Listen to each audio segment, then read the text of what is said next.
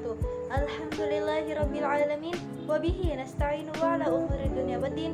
Wassalatu wassalamu ala asyrafil anbiya'i wal mursalin wa ala alihi wa sahbihi ajma'in. Amma ba'du. Bertemu lagi dengan saya Sabrina Mutahharoh, jurusan Ilmu Al-Quran dan Tafsir. Di sini saya akan mereview dengan tema penyebab munculnya ragam bacaan Al-Quran. Pertama ada asal-usul keragaman bacaan Al-Quran. Gagasan tentang latar belakang kemunculan vari lektonies semacam ini dalam kenyataannya bukanlah hal baru di dalam Islam, sebagaimana dikemukakan oleh Al-Jazairi bin Abi Hashim. Beliau pernah mengungkapkan pandangan bahwa sebab terjadinya perbedaan bacaan dalam tradisi Qiraah 7 dan tradisi-tradisi bacaan di luarnya adalah bahwa di kawasan-kawasan utama Islam yang memperoleh kiriman salinan Mushaf Utsmani telah terdiam para sahabat Nabi, yang darinya masyarakat wilayah tersebut mempelajari bacaan Al-Quran. Karena salinan-salinan mushaf yang dikirim oleh Utsman ditulis dalam scriptio defectiva, maka masyarakat tersebut di setiap wilayah itu tetap membaca mengikuti bacaan yang mereka dipelajari dari para sahabat Nabi. Inilah muncul keragaman bacaan di kalangan Qurra dari berbagai wilayah Islam. Tetapi menurut sudut pandang tradisional, Varilektius terutama dalam kategori mutawatir dan masyhur bersumber dari Nabi sendiri. Nah, gagasan ini dipijakan pada sejumlah hadis yang menegaskan bahwa Al-Quran diwahyukan dalam 7 ahruf yang terkenal dari berbagai hadis. Antara lain adalah riwayat dari Umar bin Khattab dan Hisham bin Hakim. Sementara sejumlah hadis yang lainnya itu mengungkapkan bahwa pewahyuan Al-Quran dalam 7 ahruf ini tanpa merujuk perselisihan tentang perbedaan bacaan di kalangan kaum muslimin pada generasi pertama, dan bahwa perbedaan-perbedaan dalam pembacaan Al-Quran telah eksis di kalangan para sahabat Nabi. Karena Al-Quran diwahyukan dalam 7 ahruf, tetapi sejumlah besar sarjana muslim selama berabad-abad telah berupaya menjelaskan apa yang dimaksud ungkapan sab'ah ahruf. Dalam riwayat-riwayat tersebut, Abu Hatim Muhammad bin Habban al-Busti misalnya telah mengumpulkan antara 35 hingga 40 macam penjelasan tentangnya yang dapat dikemukakan dalam berbagai buku. Namun sebagian besar penjelasan ini tidak memiliki signifikasi yang nyata, bahkan terlihat berseberangan dengan kata-kata aktual yang ada di dalam berbagai hadis. Sebagian sarjana muslim ini menjelaskan pengertian sab'ah ahruf dengan al-abwab al-sab'ah yang dengan Al-Quran turun. Ketujuh segi ini bertalian dengan perintah, larangan, janji, ancaman, perdebatan, kisah masyarakat terdahulu, dan perumpamaan. Penjelasan ini, sekalipun didasarkan pada beberapa riwayat, jelas bertabrakan dengan hadis-hadis tentang 7 ahruf yang menyiratkan perbedaan dalam pembacaan Al-Quran sebagai kemudahan bagi kaum muslimin lantaran ketidakmampuan mereka membaca dalam satu huruf. Pemanaan 7 ahruf berikutnya adalah 7 dialek yang berbeda, yakni dialek Quraisy, Hushail, Saik, Hawazin, Kinanah, Tamim, dan Yaman.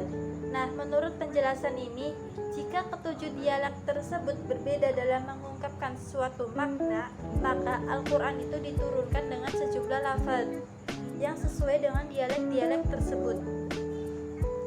Sebagian ulama berpendapat bahwa pewahyuan dalam 7 dialek bermakna Al-Quran secara keseluruhannya tidak keluar dari ketujuh dialek tersebut, meskipun sebagian besarnya dalam dialek Quraisy, sebagian lagi dalam dialek Hushail, dan seterusnya. Penjelasan semacam ini juga tidak cocok dengan riwayat dari Umar dan Hisham yang disitir di atas, karena keduanya adalah orang Quraisy. Tentu saja tidak perlu bertengkar atau berseberangan pandangan mengenai pembacaan Al-Quran dalam dialek-dialek mereka sendiri. Lebih jauh, menurut suatu hadis yang diriwayatkan berdasarkan otoritas Abu Bakar al-Wasiti, sarjana muslim terkemuka di Iran pada abad ke-9 sampai 10 disebutkan bahwa di dalam Al-Quran terdapat 50 dialek. Jadi pembatasan ke dalam 7 dialek jelas tidak memiliki pijakan apapun. Sementara sejumlah sarjana muslim lainnya memaknai 7 ahruf merujuk kepada suatu bilangan yang tidak tertentu banyaknya. Keberagaman cara pembacaan Al-Quran ini yang juga diakui sejumlah sarjana muslim membolehkan pembacaan mengganti suatu kata dengan kata-kata lain yang memiliki makna senada, tetapi penggantinya itu tentu bisa mencakup jumlah yang banyak dan mungkin juga mencakup keseluruhan kata yang ada di dalam suatu ayat. Selanjutnya ada penyebab munculnya ragam Al-Quran.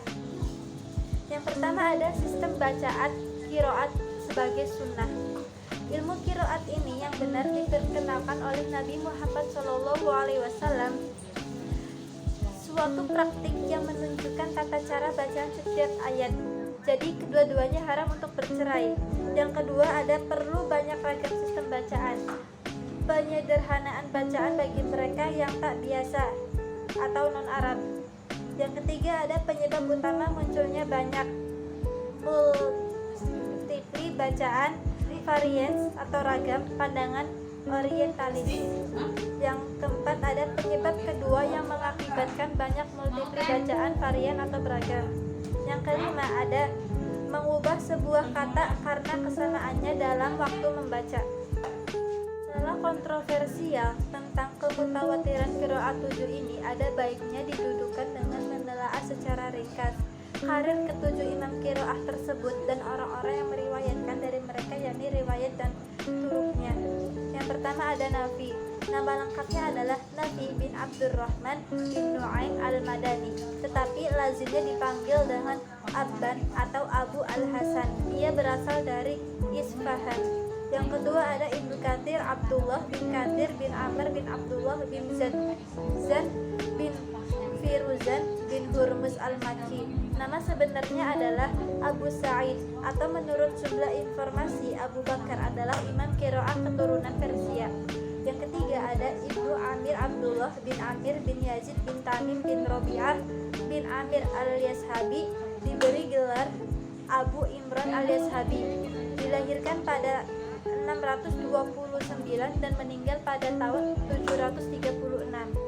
Penulis Fihris selain mengabarkan bahwa ia juga pernah belajar Al-Quran pada Utsman, menyebutnya termasuk ke dalam generasi pertama tabi'in di Damaskus. Yang keempat ada Abu Amr Zabban bin Al-Ala bin Ammar bin Abdullah bin Al-Hasan bin Al-Haris bin Al-Juhum bin Khuzai'i bin Mazin bin Malik bin Amr al-Mazini atau Abu Amr, lahir di Makkah pada tahun 687. Dibesarkan di Basrah dan meninggal pada tahun 770. Dikabarkan ia pernah belajar qiraah Al-Quran di Makkah, Madinah, Kufah, dan Basrah pada sejumlah besar guru qiraah. Kemudian yang kelima ada Asim. Nama lengkapnya adalah Ibnu Abi al-Junud Abu Bakar al-Asadi. Ibunya bernama Bahdala dan karena itu ia juga disebut dengan Asim bin Bahdala. Ia wafat di Kufah pada tahun 745 atau 746. Nah, beliau ini pernah belajar Al-Quran pada Abdurrahman al-Sulami, Abu Maryam bin Hubaisi, dan Abu Amr al-Syaibani. Yang keenam ada Hamzah.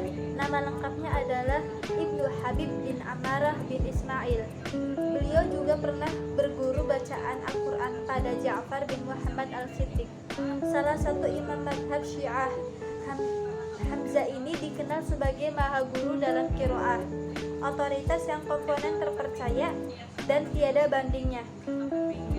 Abu Hanifah, demikian juga Sufyan Ats-Tsauri bahkan pernah mengemukakan bahwa supremasi Hamzah atas orang-orang yang sesama dengannya terletak dalam masalah Al-Quran dan ketaatan menjalankan kewajiban agama. Lalu ada Al-Kisai Ali bin Hamzah bin Abdullah bin Bahman bin Firuz al-Asadi, atau lebih populer dikenal dengan Al-Kisai. Beliau karena pernah berihram hanya dengan satu kain adalah seorang keturunan Persia yang tahun kematiannya tidak begitu jelas, tetapi sejumlah besar menyebutnya pada 804. Ia membaca Al-Quran pada Hamzah Al-Zayyat sampai 4 kali dan mendapatkan persetujuannya. Mungkin cukup sekian dari saya, kurang lebihnya mohon maaf bila ada kata-kata yang tidak enak didengar. Saya pamit undur diri. Wallahu muwaffiq ila aqwamit thoriq. Wassalamualaikum warahmatullahi wabarakatuh.